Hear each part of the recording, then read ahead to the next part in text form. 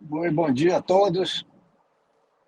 Um prazer ter vocês aqui novamente conosco, mais uma palestra aí do ciclo do Sinap São Paulo. Hoje teremos mais uma vez o nosso grande palestrante e diretor e amigo Lino, que vai falar para vocês sobre a importância da gestão na perpetuidade dos negócios.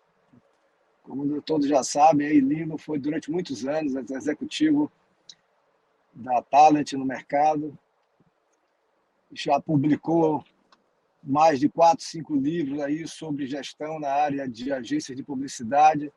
Hoje é sócio da consultoria Viramundo. Então, Lino, boa palestra aí a você, boa palestra para todos. Bola está com você agora aí, Lino. Boa palestra. Na verdade, todo ano, quando eu faço palestras, ou nas vezes que eu falo, estou sempre citando as crises. Aí cheguei à conclusão que nós estamos em crise há mais de 30 anos. Então, mais do que nunca, a gente precisa realmente ter um cuidado maior com a gestão. O número de empresas que quebram por falta de gestão é muito grande. Tem uma série de situações que poderiam ser, de fato, resolvidas se as pessoas se envolvessem mais com a gestão, não só financeira, né? A gestão da empresa. Há uma dedicação muito grande ao cliente e, na maioria das vezes, se esquece que a agência ou a empresa, ou quem quer que seja, também é muito importante, às vezes até mais do que o cliente, porque você tentar resolver o problema do cliente e não resolver o seu, isso traz realmente uma dificuldade muito grande, acaba fechando. O índice de mortalidade das empresas é muito grande. Então, acho que a gente precisa começar a prestar mais atenção nisso, começar a dar valor à gestão, né? E eu tenho, depois que eu saí da agência, eu virei consultor e eu percebo essas falhas dentro dessas empresas muito grandes, né? Então, tem gente que tem um faturamento muito bom, uma receita boa, acaba não tendo lucro por falta de cuidados. Eu vou passar hoje aqui algumas coisas, mais ou menos que eu já tenho falado bastante, mas talvez em focar mais em algumas informações que possa alertá-los, ajudá-los a... Enfim, é uma forma de contribuir com essa tentativa da gente ter realmente uma gestão mais profissionalizada. Aqui é o convitinho, né? Eu acho que a maioria das pessoas já me conhece. Eu fui sócio da Talent durante muitos anos. Esse ano foi 10 anos que eu saí. E aí fui aqui diretor do sindicato, presidente, enfim. A gente vai ficando velho e vira tudo ex, né? Ex-sócio, ex-diretor, ex-vice-presidente. Mas eu continuo atuando no setor, né? Tenho acompanhado bastante as movimentações. Por incrível que pareça, em 10 anos que eu saí da agência, mudou muita coisa, né? Algumas coisas para melhor, outras nem tanto. Eu também tenho 4 livros sobre gestão, esses 2 estão esgotados. Eu tenho um de agência de propaganda e agora, o ano passado, eu fiz um gestão sem focar em agência de propaganda. A gente está falando de gestão de uma maneira geral. É um livro bem simples. Boa parte do que tem nesse livro já tinha nos outros livros, mas foi uma maneira de eu sair também do foco só de agência de propaganda. Então, esse livro dá uma abertura para as pessoas, qualquer atividade, né? Como eu não sei falar muito sofisticadamente, então é um livro simples, qualquer pessoa consegue ler e entender. E aí a gente começa com uma situação que tem me preocupado, e não é agora, não é por causa do problema político, não é por causa da economia, não é por causa da China. O fato é que a gente vem, e eu trabalho em finanças desde o começo, desde o primeiro emprego meu, e a gente, tudo isso que aparece hoje já vinha também em outras épocas, ou por causa da hiperinflação, ou por problema político, ou por problema de internacional, guerra e tudo.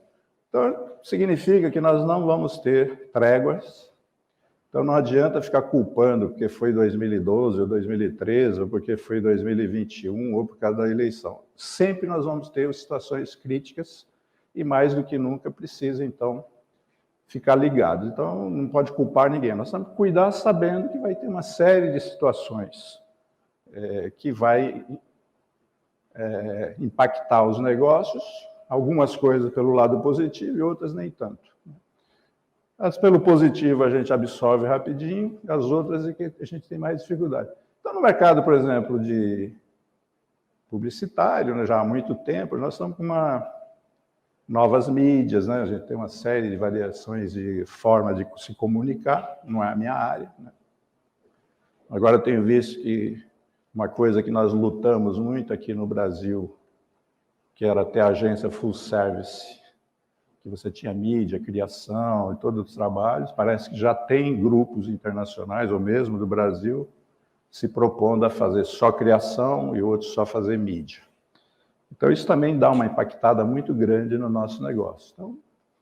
Então, o que eu vou colocar aqui é algumas coisas que a gente, na gestão, por exemplo, a gente precisa tempo, precisa dedicação, precisa ser transigente, precisa ter humildade, né? Tem que ter liderança, senão você não consegue fazer gestão. E, na verdade, a gente não está falando de eu acho que eu vou ou não vou ter. Não é uma opção. Você tem que ter essa situação de gestão tempo integral para que as coisas fluam de uma maneira mais tranquila, né? Estava falando da equipe. Para você ter uma gestão boa, uma empresa no geral, você tem que ter um time de primeira linha, né? Independente do tamanho. Precisa ter qualidade de entrega, precisa ter uma rapidez na entrega, depois a gente vai falar um pouco sobre isso.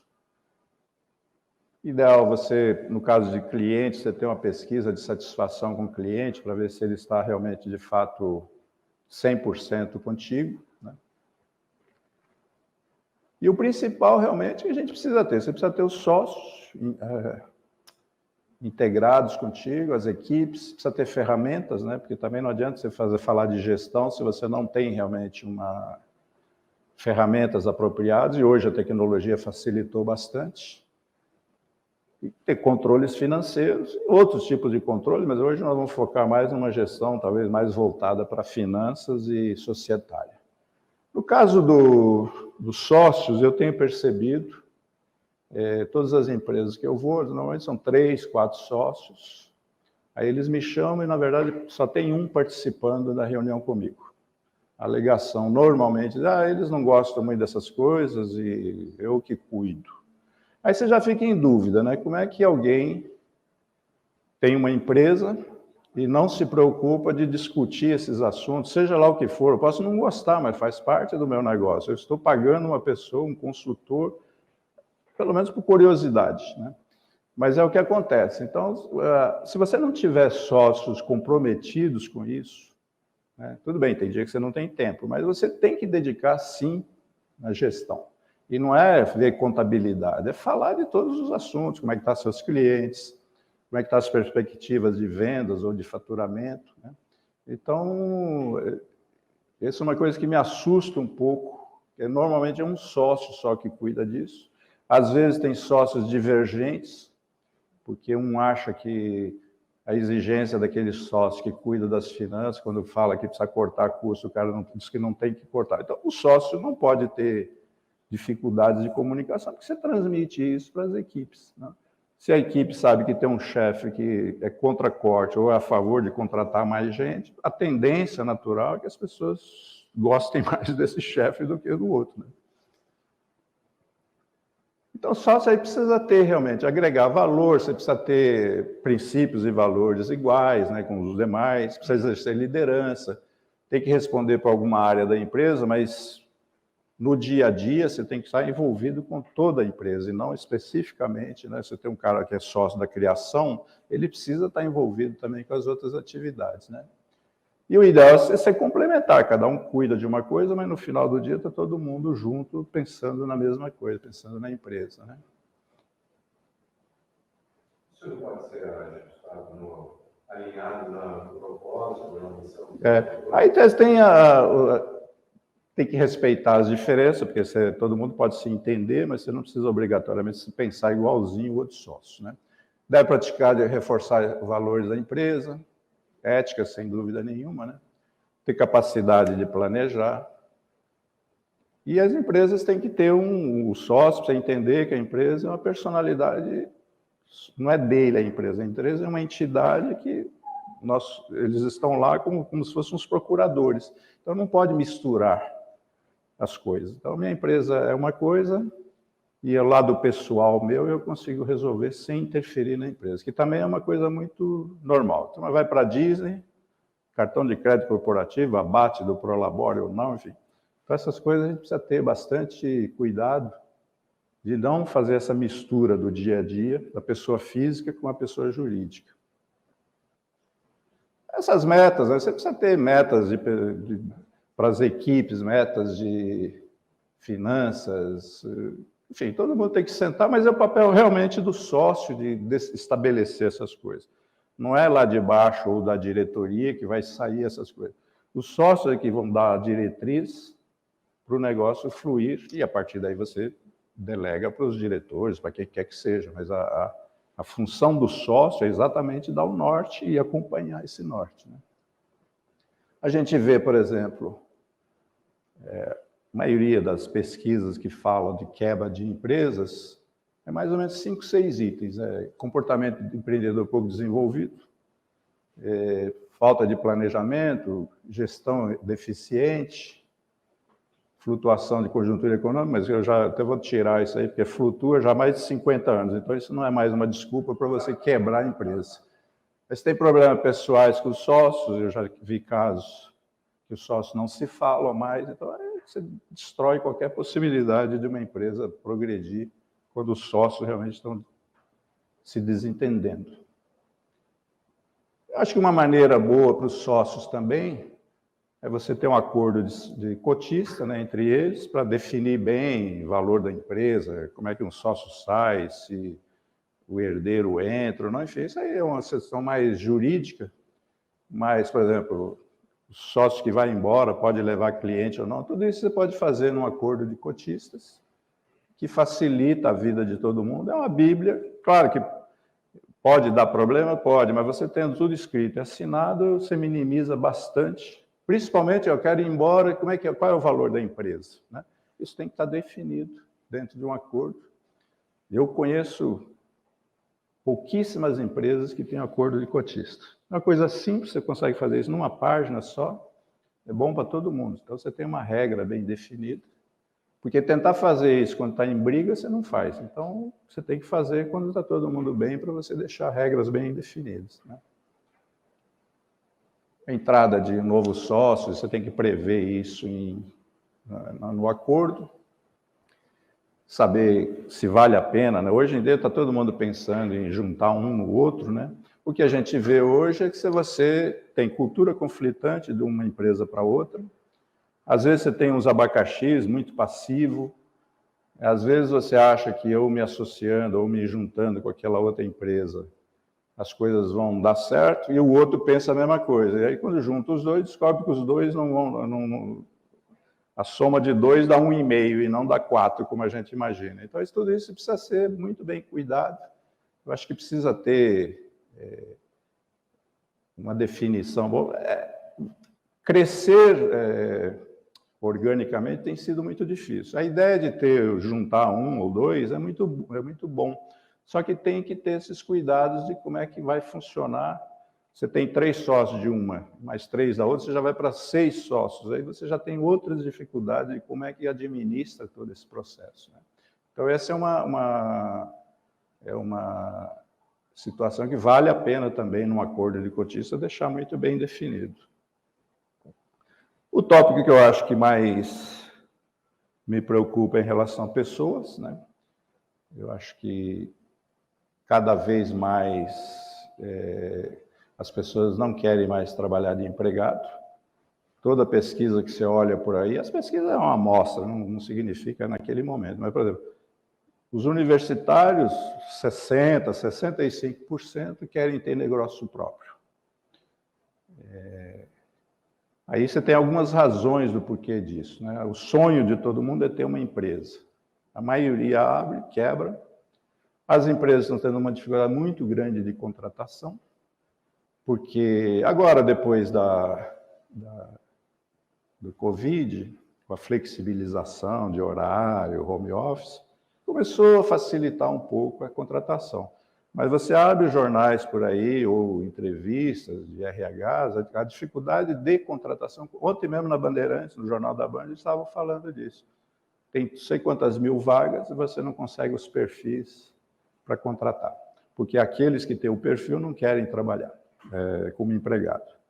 As razões são várias. Primeiro, o salário no Brasil é muito baixo, né? Essas contratações que a gente está vendo aí, que é positivo, não tem dúvida nenhuma, mas o salário médio dessas contratações do CADEG, lá, não sei como é que chama, é em torno de R$2.000, né? Então o cara para e fala, por que eu vou ter que trabalhar por R$2.000 se eu tenho condições de ganhar isso de uma maneira mais independente? Mas, de qualquer forma, essa flexibilização de horários e home office vai facilitar, né? Agora, o que está acontecendo é que as empresas continuam com o mesmo pensamento de 20, 30 anos atrás e as pessoas evoluíram para um outro caminho. Então, esse processo de trabalho, como era feito até 2020, óbvio que ele estava fadado ao fracasso, porque é um olhar, né, de tem que chegar às 8, sair às 5 ou 6, né, não pode faltar, senão desconto domingo. Isso não existe mais. Então, essa flexibilização, graças a Deus, quebrou esse tabu de que as pessoas não precisam estar sendo monitoradas. Embora no home office também estão sendo monitoradas, mas é de uma forma mais leve. Então, esse atrativo das empresas é que vai ter que voltar. Tá? Por exemplo, algumas empresas querem que os funcionários voltem para o escritório. E os funcionários não querem ir. Então, eles vão ter que achar uma maneira de atraí-los, né? Não com mesa, cafezinho, nada, mas alguma forma que essas pessoas se sintam motivadas de novo a ir para o escritório. Eles já estavam desmotivados antes da pandemia, porque o processo o ambiente do dia a dia já não era tão bom. Você trabalha muito, ganha pouco, né? Então, acho que a maioria dos desejos dos funcionários, na verdade, eles não se sentem acolhidos, né? Então, até tem uma matéria de Bob Chapman, uma entrevista que ele deu aqui no Brasil, que é essa dificuldade de encontrar líderes para cuidar dessas pessoas. Se você não tiver uma liderança muito boa, muito focada, cada vez mais vai ser difícil para você trazer gente para trabalhar na tua empresa. Porque não basta oferecer salário, não basta ter uma estrutura bem montada. Você precisa ter bons líderes, pessoas que você crie realmente uma empatia para poder fazer esses trabalhos, né? Aí, não seria o caso aí de estar mais ligado à cultura, à gestão da cultura organizacional do que propriamente a gestão? A gente vai falar um pouco desse também. Porque o conceito que o funcionário quer é mais ou menos isso. Ele quer que as pessoas, os líderes, os chefes, cuidem deles como se estivesse cuidando, não no sentido do filho, no sentido de paternalismo, mas de você ter esse carinho de tratamento e não eu sou o chefe, você vai ter que fazer. Então, essa habilidade realmente é uma das qualidades que falta na maioria dos líderes, que, se Deus quiser, isso vai mudar, a gente vai passar por isso, né? Continua tendo essa insatisfação, como eu falei, qualquer pesquisa que você pega, 50%, 60%. No valor, um tempo atrás, eu até tirei daqui, mas era assustador, né, o índice de... Evidente que agora, depois do 2020, a gente vai ter outras formas de pesquisa, mas já tem aparecido algumas, né? O que tradicionalmente os funcionários querem é isso aí, é um ambiente participativo, eles querem ter a sensação de que fazem parte da empresa, que é um pouco de liberdade, que agora com o home office facilitou um pouco, querem ser ouvidos, querem participar de resultado, com certeza, da forma, pode ser um bônus, pode ser participação do lucro de resultado, que tem uma legislação muito favorável, acho que vale a pena todo mundo pensar, porque você ganha quase 7 mil no final do ano, não incide férias, né, 13º, então para as empresas você fazer um um plano de participação no lucros e resultados, é bom para todo mundo. Você consegue dar bônus para as pessoas sem ter a incidência de férias e 13º no futuro. Você dá 10 mil para uma pessoa esse ano, se o ano que vem não tiver lucro, você não precisa dar mais, né?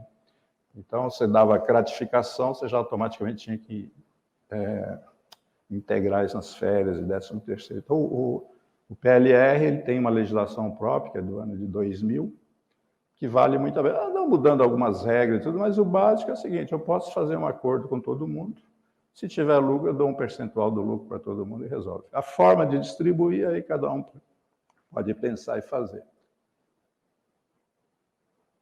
Aí tem outras exigências dele que já tem funcionado, que é o respeito à diversidade. A gente percebe isso de uma maneira muito intensa, não só nos comerciais, mas no dia a dia. Então, as empresas são mais tolerantes,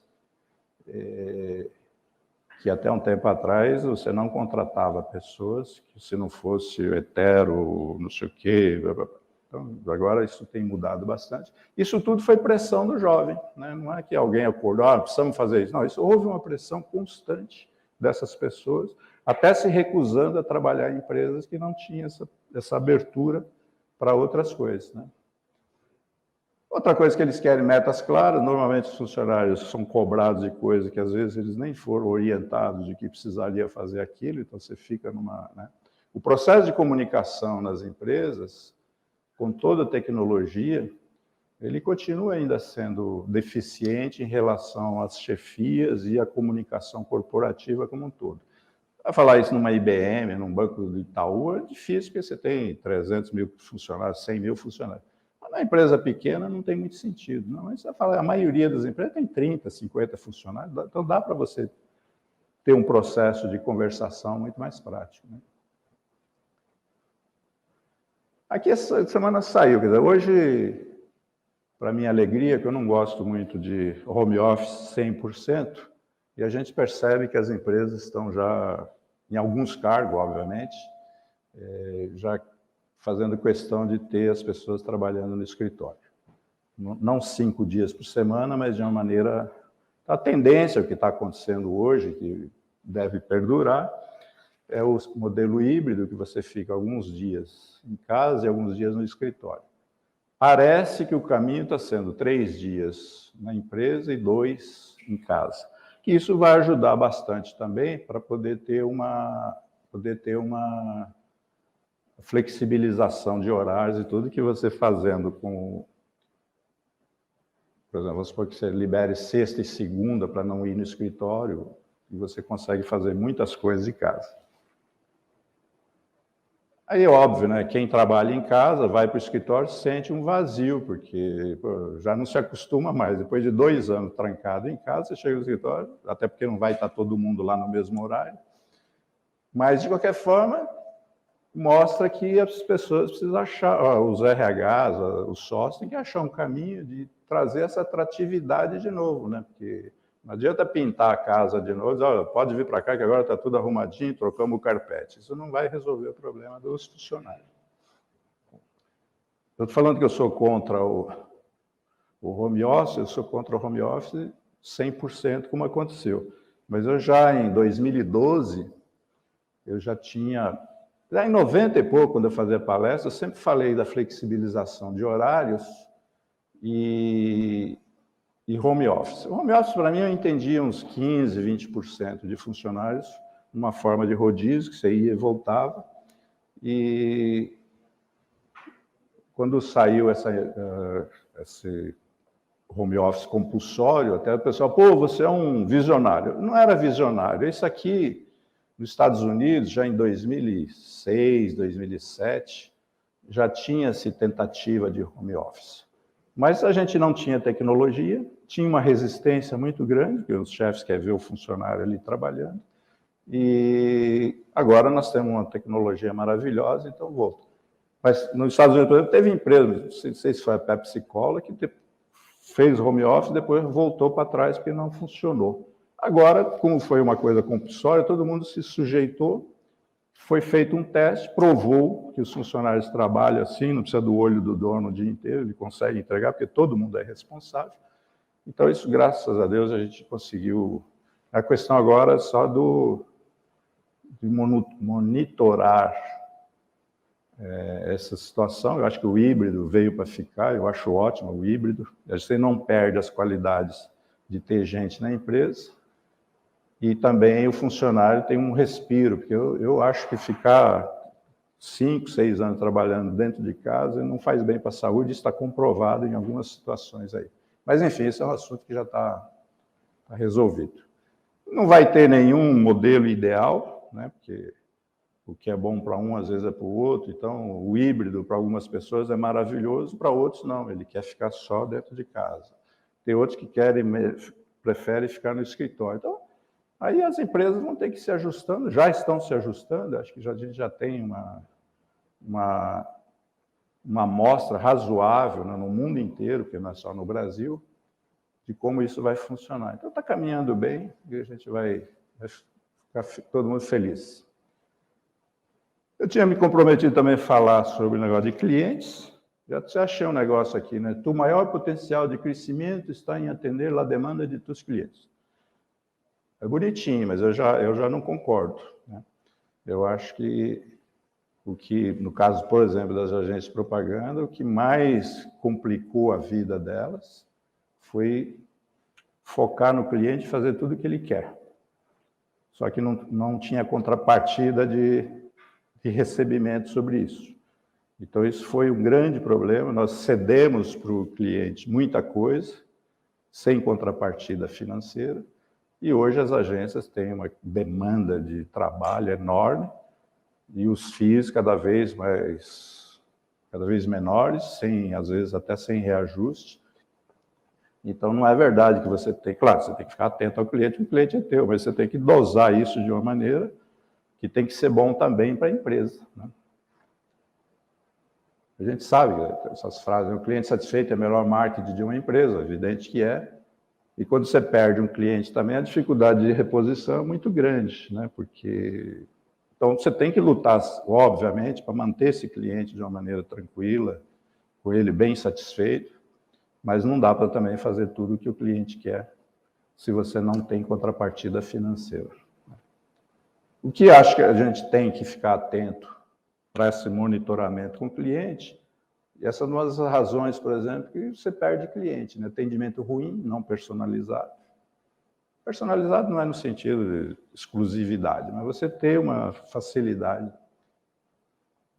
Ineficiência em resolver, por exemplo, no caso de agências. O cliente troca de agência, não é só porque a agência outra é melhor ou por isso, ou ele está insatisfeito com aquela empresa e acaba indo embora, né? Até porque a capacidade de atendimento é muito parecida nas agências, né? Não tem proatividade para antecipar problemas, por isso que eu sugiro sempre uma pesquisa com o cliente a cada 6 meses, 8 meses, 1 ano, com 10, 12 perguntas, você começa a já ter um medidor de como é que funciona isso, se o cliente está 100% satisfeito ou não. Você pode criar índices hoje, que na segunda pesquisa ou na 10ª pesquisa você já tem um comparativo. Se estiver crescendo, é porque está indo bem. Começa a cair, é sinal de que aquele cliente está com algum problema de relacionamento, e a consequência disso é a perda do cliente no futuro. Então, o cliente não é seu, ele está sempre aberto a fazer qualquer coisa, né? E por aí tem, né? Transmitir para o cliente, para ele saber que você tem valores dentro da empresa, ética, né? Então, todo mundo precisa ter essa relação e qualidade do serviço. Se você não tiver qualidade, não adianta fazer nada, porque você não vai ter o cliente. Então, você precisa entregar aquilo que foi prometido. A razão que ele te buscou. Então, o principal é isso. Se você não entregar o que foi prometido, a chance de manter o cliente é muito pequena, mesmo tratando super bem, né? O que a gente tem visto aqui nessas grandes empresas, isso aqui também saiu recentemente, acho que foi no Valor Econômico. Empresas centenárias tentando se adequar ao modelo atual do dia a dia. Então, você começa a ter uma situação que você tem que ajustar portfólio, você tem que investir mais em pessoas e líderes, né, que tenham condições de trabalhar com toda essa modernidade, né? Muita coisa aqui depois do Covid já foi discutido, monitorado, acompanhado, então já tem algumas coisas positivas. E essa visão de longo prazo, né? Eu acho que quando eu comecei a trabalhar em administração, naquela época a gente fazia budget para 5 anos, que era uma maneira de você ter um horizonte maior. Hoje tem empresa que nem budget para o ano ela faz. Então essa visão de longo prazo, não só financeiramente, mas como é que você vai atuar, como é que você vai fazer, é fundamental. O Júlio Ribeiro, que era o dono da Talent, ele tinha uma frase que era: toda empresa tem que trocar de casca a cada 3 anos. Isso significa que você tem que jogar tudo fora e fazer de novo. Aí eu estava conversando com o Daniel Queiroz, ele falou: Lino, altera aí, porque não é a cada 3 anos. Todo ano a gente tem que trocar de casca, porque está mudando as coisas com uma velocidade muito grande. Então você tem que ficar atento a tudo isso, né? E inovação, né? A inovação não é inovação no sentido tecnológico, é inovação de cabeça, principalmente no mercado publicitário. Você precisa ter gente inovando constantemente para você não ficar repetitivo, né?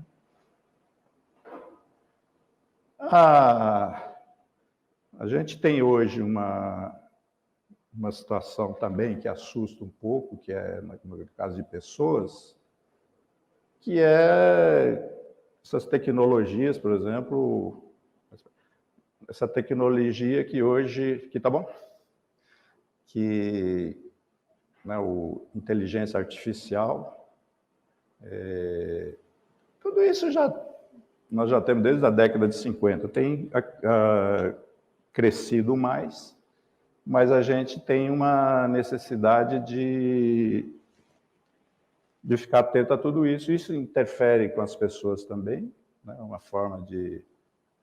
Hoje é um risco, né? Tem saído aí por causa desse ChatGPT, não sei como é que chama, que possibilidade de perdas de emprego, tudo isso tem um efeito nas empresas que os líderes têm que chamar todo mundo e criar uma situação, e não de igual, agora nós vamos contratar esse ChatGPT e com isso nós vamos cortar um monte de gente. Você só assusta a situação, não que ele não possa ser útil, mas não é no sentido, você tem que trazer os funcionários dentro de uma transparência, de tentar fazer tudo melhor, né? Na gestão financeira, a gente não tem grandes mudanças, né? Tem 3 ou 4 ferramentas, que é o orçamento, o budget, né? Fluxo de caixa, contabilidade. Não tem muito o que falar. Mas a principal que eu sempre insisto é que a ideia de que essa parte financeira é com o financeiro, eu discordo. A gestão financeira também é do sócio, também é dos diretores, é de todo mundo. Então, fica uma coisa lá no financeiro, ele faz o orçamento. Você terminou o orçamento? Terminou, mas não é uma coisa discutida entre as equipes. Então, você fica realmente numa situação que é um ponto importantíssimo dentro da empresa e que fica na mão de 2 ou 3, porque o sócio, de repente, não quer se envolver com isso, né? O que eu vejo também nas finanças é que boa parte dessas empresas, principalmente as médias e pequenas, eles não usam contabilidade, a maioria nem tem balanço, porque opta pelo simples, opta pelo não sei o quê, e você não tem dados suficientes para fazer projeções, né? Às vezes tem um software, mas o software não tem a mesma similaridade com contabilidade. Então você tem um software, funciona bonitinho, mas você não tem a amarração desse software como é a contabilidade, como é o balanço, por exemplo, né? O que a gente tem também aí é velocidade, que eu já falei, menos pessoas envolvidas, eliminação de fase intermediária no processo, redução de custo de operação, remuneração por mérito, tudo isso aí está ligado. Esse slide aqui deveria estar mais no de gestão do sócio, mas isso é uma busca constante que a gente precisa ter. Como é que eu faço para fazer a mesma coisa ou melhor, com o mesmo número de funcionários? E aí você pode usar tecnologia, pode fazer uma série de envolvimento. Então, são pequenas coisas que você pode usar realmente as ferramentas tradicionais e muita tecnologia, né? Hoje nós temos software para tudo, né? Os três principais que eu falei é isso: orçamento, fluxo de caixa e contabilidade. Quando você vai fazer um orçamento, por exemplo, orçamento não é somar as despesas do ano anterior, botar um ajuste, pegar as receitas do ano anterior, aplicar, eu acho que eu vou crescer 10% e o budget está pronto. O orçamento exige um estudo profundo, é matemático isso, não é de eu quero, precisa ver se consegue. E, principalmente, começar com a meta de lucro. Eu não posso fazer um orçamento se eu não tiver na cabeça quanto é que eu quero de lucro. Então, se eu quero 20%, ou 30%, ou 15%, eu não recomendo menos de 20%, mas é a partir daí que eu vou fazer o orçamento. Aí eu somo as despesas, somo as receitas e eu vejo, deu 20% de lucro? Deu, então está mais ou menos dentro do que eu gostaria. Não deu, não adianta você pegar a parte de receita, aumentar a receita que você não tem para chegar no 20% de lucro, porque aí é fictício esse orçamento. Então, o orçamento é exatamente, você faz isso em setembro, outubro, normalmente outubro, você tem noção para o ano seguinte se a minha vida está mais ou menos. Não significa que você fazendo o orçamento também esteja tudo resolvido, mas você já passa a ter um horizonte de que quando a gente quer um lucro de 20% ou 30%, a possibilidade é você cortar custo. Só que o corte de custo, ele precisa ser bem analisado, porque às vezes você corta demais, né, e você não consegue entregar o que você se propôs para o seu cliente. Então tem que ter essa atenção de eu preciso ter lucro, preciso. Agora precisa ver o que eu posso fazer sem sacrificar demais a estrutura de custo para poder chegar nesse resultado. As metas a gente já sabe, né? Você precisa ter meta de faturamento, meta de receitas, probabilidade de nova receita, lucro sobre receita, né? Então, aí você consegue criar os índices, né? Os KPIs aí que a gente fala, para você monitorar isso de uma maneira mais fácil. Nada melhor do que você ter os percentuais. Eu quero gastar 50% da folha de pagamento sobre a receita, eu quero ter 20% de lucro sobre a receita. Então, com esses índices, você terminando um mês, você já tem essa facilidade de olhar se você está indo pelo caminho certo, pelas metas que você estabeleceu ou não. O budget também a gente precisa ver, muita gente faz confusão com o orçamento. Eu já tive casos aí de pessoas colocarem a dívida do banco no orçamento. Isso aí não tem nada a ver, isso é cash flow, não tem a ver com budget. Qualquer passivo que você tenha, não é, a única despesa que você lança do budget é a despesa financeira sobre alguns empréstimos que você possa ter no banco, mas a dívida em si é cash flow.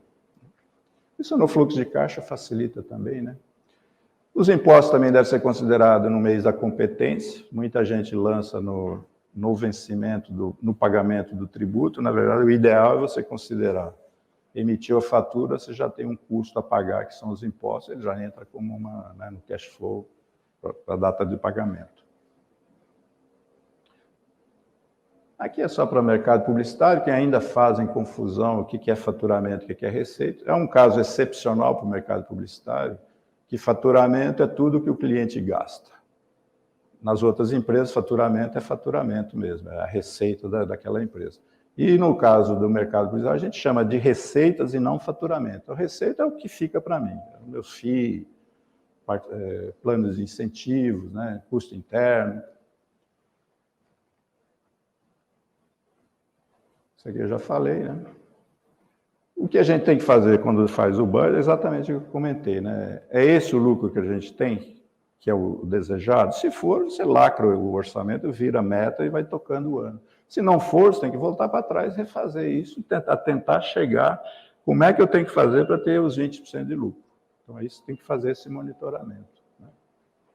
A periodicidade também, eu acho que o orçamento, principalmente nas pequenas empresas, você não precisa fazer a cada 15 dias, refazer o orçamento. Você vai fazendo, chegar no 6 meses, 8 meses, descobriu que as metas propostas no início não estão sendo cumpridas, atingidas, aí você pode refazer. Não há problema de fazer todo mês. Às vezes você projeta de uma maneira que não acontece daquele jeito, então você pode ir refazendo sim, não é? Não tem ninguém. Eu nunca fiz um orçamento que eu chegasse no final do ano com ele do jeito que eu projetei na primeira vez.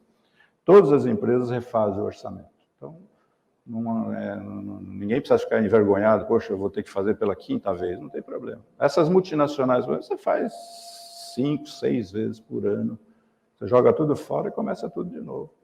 Uns porque não vai conseguir atingir a meta e outros porque a escala de faturamento que eu estava prevendo para março, abril e maio, na verdade vai acontecer em agosto, setembro, outubro. Então você tem que refazer tudo, porque senão você fica com um cash flow totalmente furado. Né?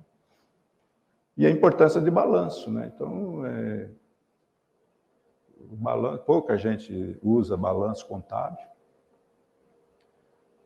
Na gestão do caixa, de novo, vem o papel do sócio. Tudo que eu falo aqui, eu acho que eu estou falando mais para o sócio, às vezes, até do que para as pessoas que cuidam disso. Porque se o sócio não tiver um pulso firme também no dia a dia do negócio, você começa a gasta por conta, você não gera um capital de giro por um período, eu recomendo no mínimo 6 meses, você deveria ter para poder ter uma folga para o financeiro no dia a dia. Né?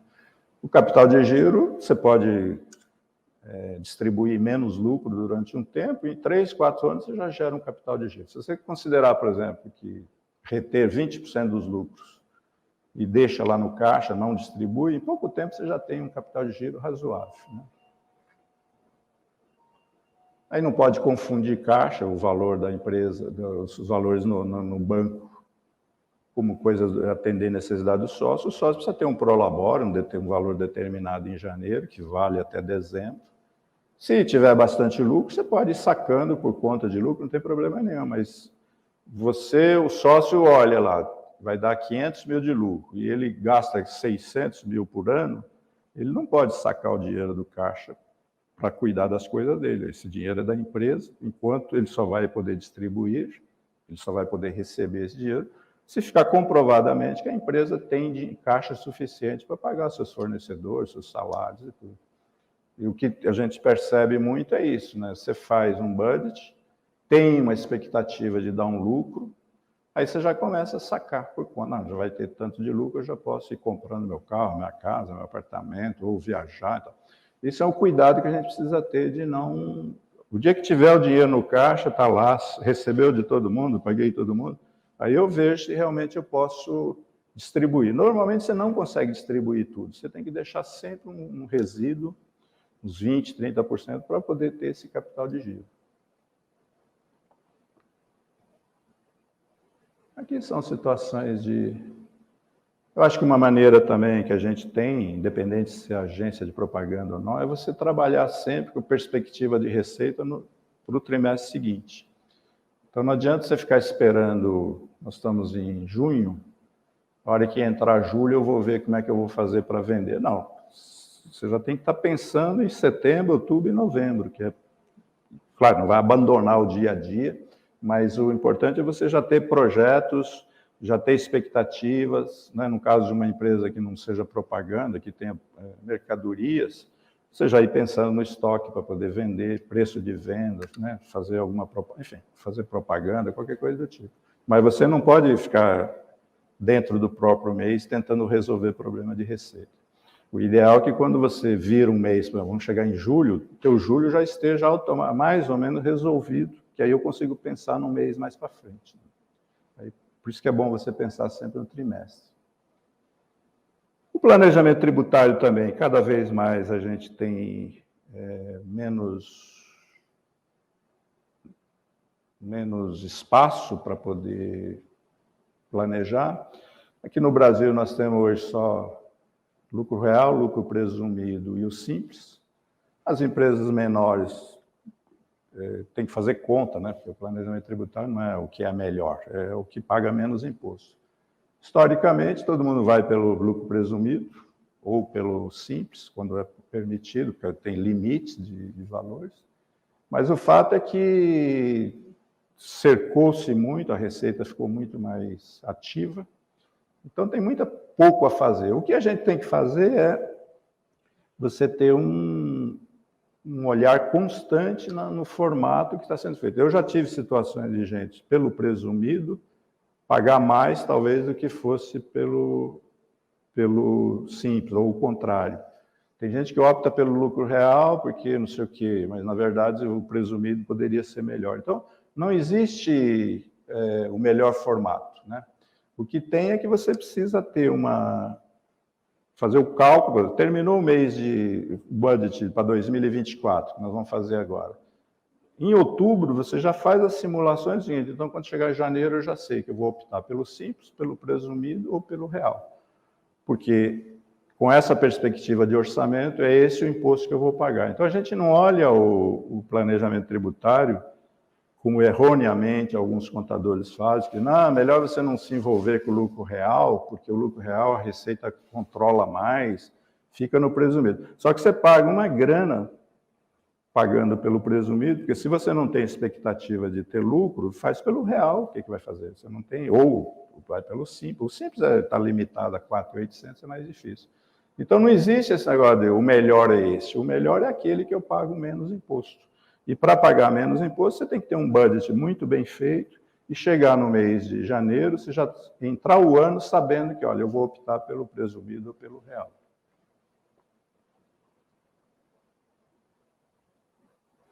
Outra coisa que nesses cálculos, tem que evitar também ficar só na mão do contador, né? Eu acho que você tem que ouvir esses advogados tributários, ver se o que está sendo feito realmente está dentro da legislação, né? E o contador é importantíssimo nesse processo, mas nem sempre ele tem essa abrangência que a gente está falando aqui de planejamento, e não de operacionalizar alguma coisa que os donos, ele chega para o dono, vamos fazer pelo presumido, ou vamos fazer pelo real. Na verdade, você tem que fazer todas essas contas, né? Eu acho que a contabilidade, há uma discussão aí que não precisa nem no simples, nem no presumido. Eu discordo, porque não é bem assim que está escrito na lei. O que tem é uma simplificação da contabilidade. Agora, meu questionamento maior não é nem se está na lei ou não. Como é que alguém monta uma empresa, quer crescer, quer ser grande, e não se preocupa em ter contabilidade? Então, como é que você vai fazer? Como é que você vai gerenciar seus dados, suas informações, se você não tem a ferramenta principal, que é a contabilidade, os balancetes? Então, não custa nada fazer a contabilidade para você começar a usar a contabilidade como uma ferramenta de gestão de fato.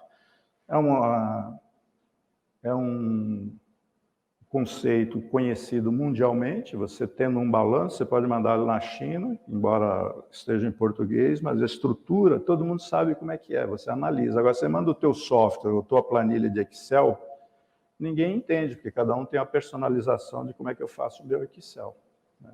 Esses softwares, por exemplo, de gestão, eles não têm essa amarração como a contabilidade e o balanço têm. Então, é importante ter. E não custa nada hoje você pagar para um contador para algumas coisas, você dá, sei lá, R$1.000, R$1.500 a mais, depende do tamanho da empresa, você passa a ter uma contabilidade no mês seguinte, com tudo funcionando. E com a certeza de que aquele dado ali está correto, desde que conciliado, né?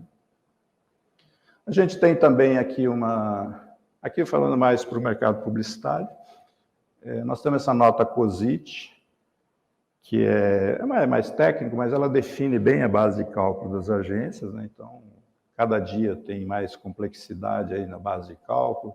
As prefeituras agora estão querendo fazer retenções quando paga agência de propaganda. E aí, se você não tiver bem definida a tua base de cálculo, você corre o risco de ser retido de valores que são dos fornecedores e dos veículos. Então, isso aqui é muito importante, ficar todo mundo atento. Essa nota COSIT é um primor, porque ela define bem o que é receita de agência, né? No ISS, a mesma coisa. Nós temos em São Paulo, Rio de Janeiro, Pernambuco, vários estados ou várias cidades, no caso Recife, não Pernambuco, que define bem a nossa base de cálculo. E já tem prefeituras pelos interiores aí que quer que você pague o ISS pelo total da fatura. A gente tem mais um ponto aqui, que é a instrução normativa de 2015, é sobre movimentação financeira. Eu gosto sempre de falar isso aqui, porque essa instrução normativa autorizou o banco a informar mensalmente toda a movimentação financeira acima de R$2.000 da pessoa física e acima de R$5.000 da pessoa jurídica. Então, eles mandam o teu extrato para a Receita Federal. Eu estive lá no Pacaembu para atender um cliente meu, tem um andar inteiro que eles estavam trabalhando em 2017, esse ano eles vão notificar a empresa para 2018, porque são sempre 5 anos atrasados, porque eles não têm tempo. E, na verdade, eles têm eu já tenho várias pessoas que foram intimadas, porque tem movimentações suspeitas. Aqueles que você consegue comprovar, tudo bem, mas é mais um motivo de você ter uma contabilidade bem feita. E com todos os casos, por exemplo, que eu tive lá na Receita, ele te dá, você tem que justificar todos os lançamentos, dia a dia, comprovado. Eles te dão uma planilha, tipo Excel, e você tem que anotar tudo e anexar o comprovante. Pagamento, recebimento. É um trabalho danado. Então, quem não tem muito controle, você se perde. E o outro que eu queria registrar também é que contratação em 2017, ou 2016, teve uma alteração muito grande no mercado, na relação trabalhista, né? Alterou-se muita coisa da CLT, e ficou a sensação de que agora você pode contratar pessoas, como eles chamam de PJ, que a lei permite. Não é bem assim que está na lei. Não é a minha área, eu acho que. Mas quem for contratar pessoas sem vínculo empregatício, tem que dar uma olhada com o advogado, ver se de fato é isso, né? Porque continuam autuações de PJ, nos casos que tem, deve ter diminuído bastante isso, mas de qualquer forma tem algumas possibilidades, mas não significa que liberou geral. Então tem algumas situações que precisam realmente ser discutidas, e ninguém melhor do que um advogado trabalhista para orientar as empresas se isso está correto ou não. O que eu tinha que colocar aqui, acho que foi um pouco rápido também, mas a ideia era a gente deixar um espaço para discussão. Só o meu resumo aí seria a gente realmente voltar do que eu falei inicialmente.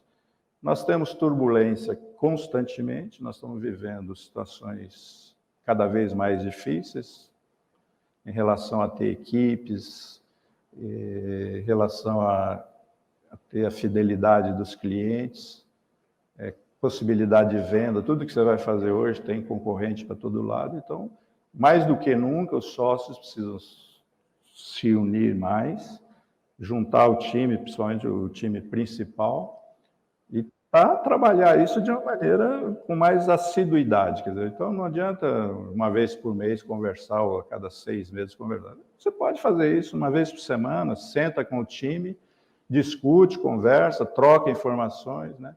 As equipes têm muito a falar, desde que você tenha essa capacidade de ouvir. Se você não sabe ouvir ou não acha que o teu caminho é esse, toda vez que a gente trabalha com mais opiniões ou mais liberdade de expressão, de se colocar, a gente cresce mais, né? Individualmente e na empresa também. Então, ninguém melhor do que a equipe para saber o que poderia ser discutido. Tem que sentar. Se puder tomar um café 1 hora por dia, 1 hora por semana, com todo mundo, isso não custa nada, você tem um aprendizado muito maior. Agora, o sócio tem que exercer a liderança desse processo, né? Não adianta contratar um RH, eu quero todo mundo sorrindo aqui em 1 mês. Você não vai conseguir essas coisas. Então, é um trabalho que se chama de formiguinha. Então, é uma persistência constante que a gente tem que fazer. Bom, esse material aqui, se vocês quiserem, a gente pode mandar, só pedir para a Lourdes no Sinapo. E eu fico agora, então, à disposição para, se alguém tiver pergunta, podemos conversar aqui pelos internos, e depois a gente pode ouvir o pessoal que está online, né? Fala, Marcelo. A minha sensação... Esse vozeirão aí precisa?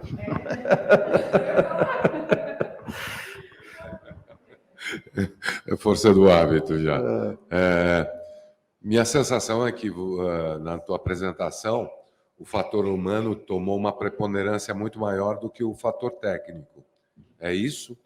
Eu acho, eu até estava falando com a Ercília, né? O meu primeiro emprego daquele, a gente dá orgulho, foi ser chefe de departamento pessoal, né? E eu, na minha vida também, né, no dia a dia meu, eu sempre valorizei muito as relações. E fui chefe, depois eu virei recursos humanos, né? Foi mudando os nomes. Agora como é que chama agora que todo mundo...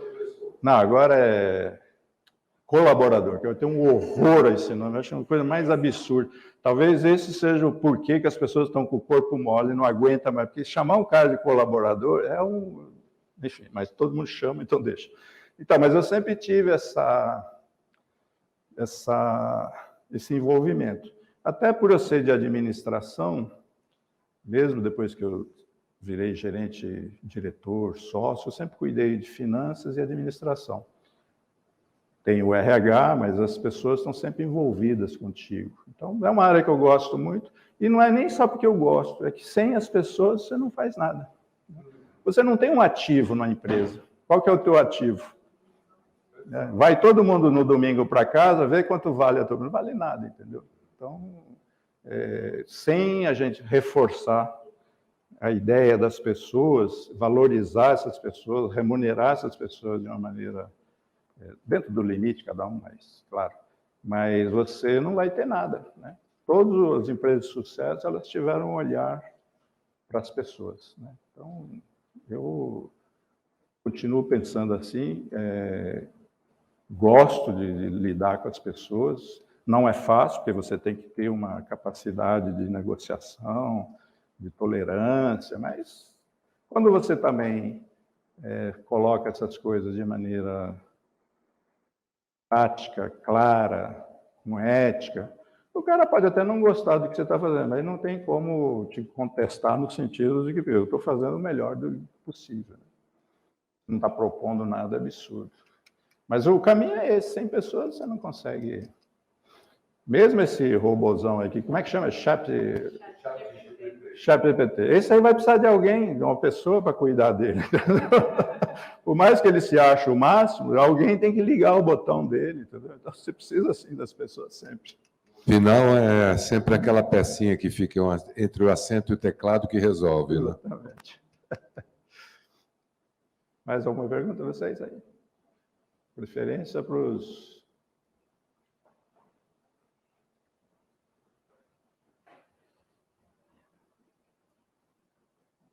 Oi. Tudo bem, Lino? Bom dia, primeiramente. Bom dia. Excelente exposição. Eu tenho uma curiosidade, Lino. Acho que você é a pessoa mais adequada para perguntar isso. Opa, pergunta fácil, hein? Não, é fácil sim. É verdade que quando você entrega uma empresa, pensando em gestão de pessoas, quando você entrega uma empresa que pensa nos colaboradores, que pensa nos empregados, que pensa nas pessoas, existe um resultado financeiro nessa sua preocupação? Tem. Eu vou te falar uma coisa, eu sou suspeito porque eu fui sócio da Talent, fiquei lá há 35 anos. Se você conversar com qualquer pessoa que trabalhou na Talent, a imagem que ficou...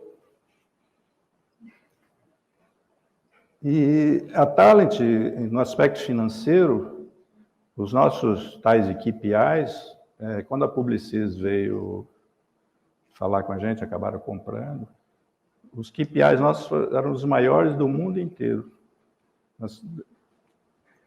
Os números são menores, mas quando você pega resultados sobre a receita, a gente pagava 25% do lucro para todo mundo, e mesmo assim tinha lucros muito superiores ao...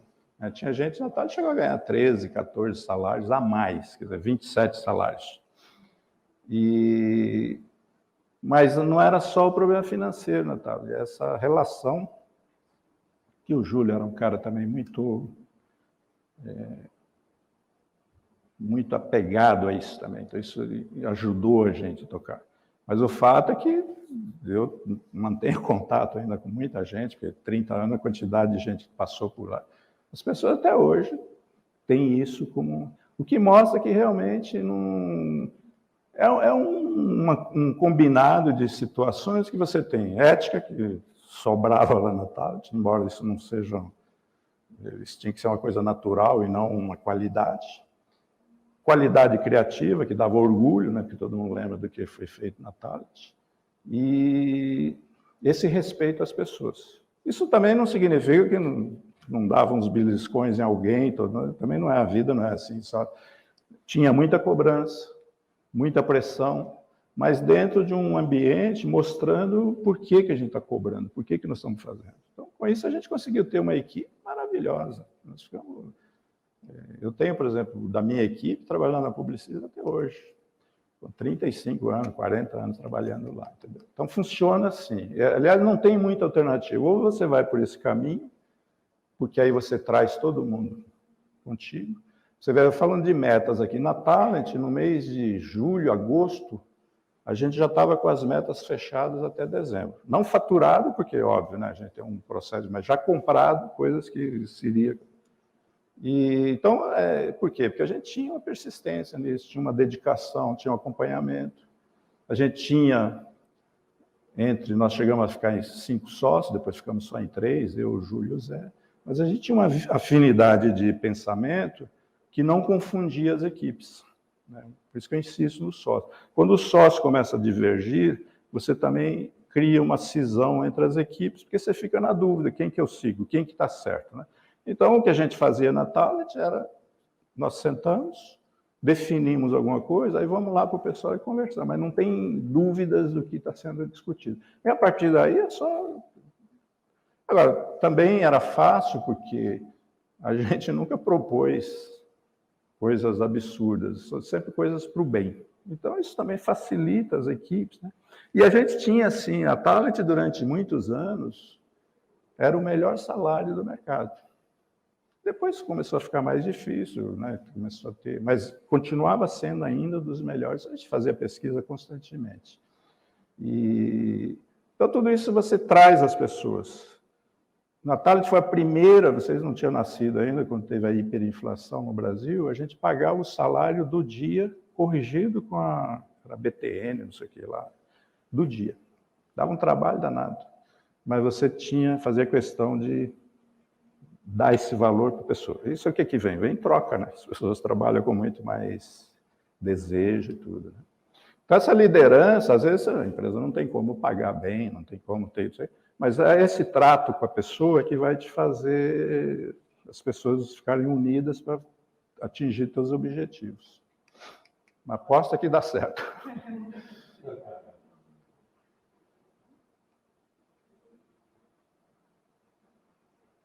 Normalmente não tem muitas perguntas, viu, Marcos?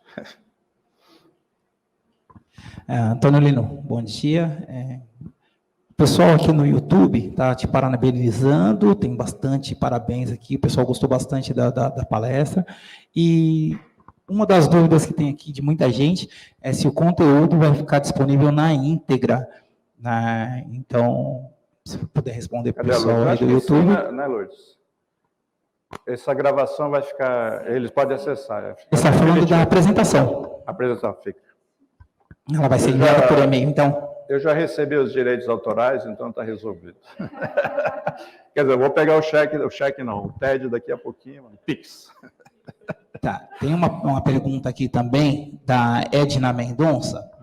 Além de sócios transparentes e amistosos entre si, quais sugestões para melhorar o engajamento dos funcionários? Então, eu coloquei no comecinho, mas falei rapidamente. A primeira coisa que você precisa fazer vem de novo do sócio. Você estou com uma empresa, eu preciso ter essa empresa, eu tenho objetivos claros de como é que eu quero tocar essa empresa.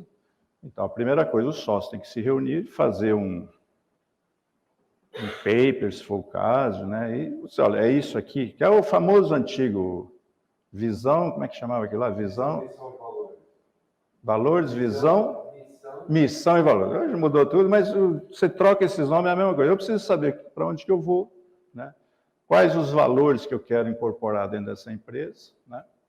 E a partir daí você consegue ir disseminando isso. Não é um trabalho que você manda por escrito, então vai ser assim, não, é dia a dia, você tem que persistir, insistir, cobrar, ajudar, né? Ver quais são as pessoas que estão fugindo um pouco dessa relação, mas, de novo, de cima para baixo, você não constrói nada. Eu lembro de uma campanha do Pão de Açúcar, loja Pão de Açúcar, lugar de gente feliz. E eu tinha um Pão de Açúcar do lado de casa. Você chegava lá, os caixas, se tinha alguém que não era feliz, essa turma do caixa. Então, não adianta você criar um mito de, né, que aqui todo mundo é feliz, você não é. Você tem que gerar essa condição para as pessoas serem felizes, né, fazer com que essas pessoas trabalhem com felicidade, com prazer, né? Então, não é fácil, né? Não é só... Mas se não insistir, você não consegue fazer. Agora, posso garantir uma coisa, os funcionários são loucos para colaborar com isso, porque desde que você tenha realmente um ambiente de trabalho propício, transparente, como eu coloquei lá, a partir daí você pode internamente fazer pesquisas, trabalho, ver se realmente... Uma vez também nós contratamos a REI, que acho que eles existem até hoje, que é de ambiente de trabalho, foi por intermédio da Talent que eles começaram a fazer esse melhores lugares para trabalhar, e o mercado publicitário acolheu isso. E a REI é uma empresa internacional, e a REI não, a REI foi que nós fizemos, a que faz esse negócio do melhor lugar para trabalhar, é um outro nome. Mas a REI é uma empresa internacional, ela mapeou nossa pesquisa de satisfação dos funcionários, estou falando há muitos anos atrás, e foi juntar isso com os índices que eles tinham no mundo, já que eles estavam em quase todos os países. O cara voltou aqui no Brasil entusiasmado, mas o que vocês fazem para ter esse grau tão alto? E juro que nós não interferimos, do tipo, né, quem não colocar bem vai ser mandado embora. Não, era coisa espontânea mesmo. Então, mas é um trabalho, a gente contava com o Júlio, que é um cara que gostava de colocar essas coisas, gostava de definir as coisas, e tinha uma liderança nata, né? O Júlio não era um cara... Hoje você vê pessoas aí pedindo desculpas, porque eu fui muito agressivo com minhas equipes, não sei o quê. Nunca teve isso, né? Você nunca forçou ninguém a nada, né? A gente tinha pessoas lá que, quando não gostava, ia embora, pouquíssimo. O turnover da Thales é uma coisa... Zero não existe, mas muito abaixo. As pessoas entravam... Algumas pessoas saíram, na época que a DM9 e a W, como se diz, estavam bombando, que elas tinham acabado... Alguns criativos nossos saíram não por não gostar da Thales, mas queriam beber na fonte do Washington e do Nizam, e acabaram alguns até voltando, porque era uma revolução. Quem pegou a década de 80 foi uma coisa maravilhosa no mercado publicitário, né? Então é isso, é trabalho constante para ter esse resultado no futuro. Tem mais alguma, Marco? Posso meter a colher aí nessa pergunta aqui? Pode. Que tem... o contexto tá mudando bastante. Essas novas gerações já não se atraem somente mais por remuneração. Ela está muito mais ligada. Antigamente, há 20, 30 anos atrás, quando a gente fazia planejamento estratégico, bastava dizer a direção onde já queria chegar, a meta, e estava tudo bem. Hoje em dia, a gente tem que partir... a missão, visão e valores tem um outro nome que a gente chama hoje em dia, que é o propósito, que é a razão de existência da empresa.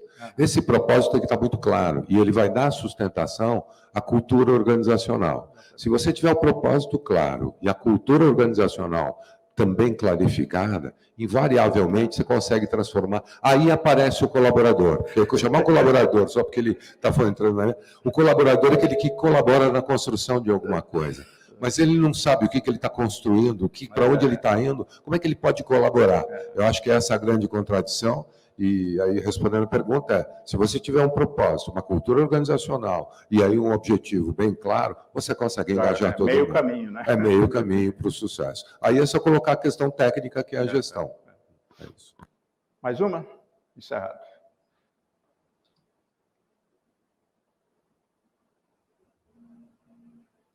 Posso encerrar, então?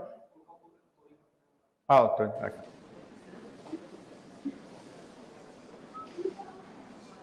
Bom, Lino, obrigado aí pela brilhante palestra. Mais uma vez, você faz uma exposição maravilhosa aí sobre esse tema.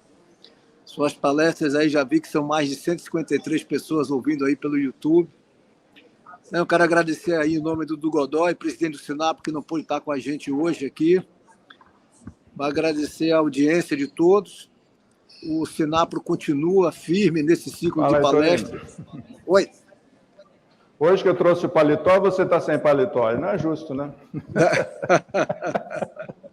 Estou aqui no saguão do aeroporto, Lino, voltando para São Paulo. Bom, então é isso. Quero agradecer aí a você, Lino, essa brilhante exposição. Agradecer a todos aí em nome do Godoy, presidente do Sinap, que não pôde estar com a gente aqui hoje. E a gente vai continuar aí nesse ciclo de palestras. Lourdes vai estar comunicando aí as próximas palestras. E é sempre bom ouvir você e todo esse conhecimento acumulado que você tem na área financeira e de gestão de agências. Então, vamos encerrando aqui a transmissão. Obrigado a todos pela audiência, obrigado aí à equipe do Marcão pelo suporte, a Lourdes e a todo o time do Sinap São Paulo. Abraço a todos. Então, pessoal, consideramos encerrado a sessão. Agradecer bastante a presença de vocês, dos que estão aqui no presencial e os online. Espero que vocês tenham gostado. São assuntos meio repetidos e tudo, mas é sempre bom a gente reciclar essas informações. Eu fico à disposição pelo e-mail ou por telefone, depois a Lourdes pode passar. Quem quiser tirar dúvidas, fazer mais questionamentos sobre isso, farei com o maior prazer, tá bom? Bom dia a todos.